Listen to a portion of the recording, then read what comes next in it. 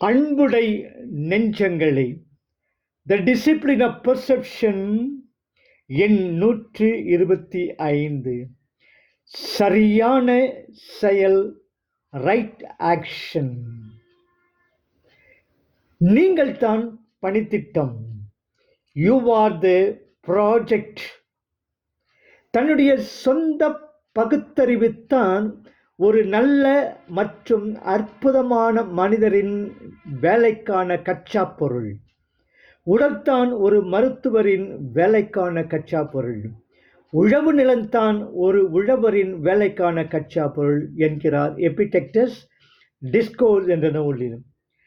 தங்களுடைய வேலையில் பயிற்சி செய்தலில் நேரம் செலவிடுவதை தொழில் முறையாளர்கள் நியாயப்படுத்த வேண்டியதில்லை. மேன்மேலும் பயிற்சி செய்யும் போது தான் அவர்கள் தங்கள் வேலைகளில் சிறப்புறுகின்றனர். கச்சா பொருட்கள் வேலைக்கு வேலை மாறுபடும். பயிற்சி காலமும் இடங்களும் அவ்வாறே நபருக்கு நபரும் வேலைக்கு வேலையும் வேறுபடும்.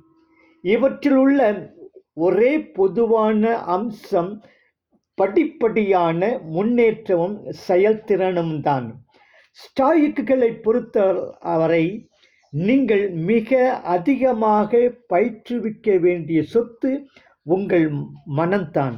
நீங்கள் மிக அதிகமாக புரிந்து கொள்ள வேண்டியதும் அதுதான்.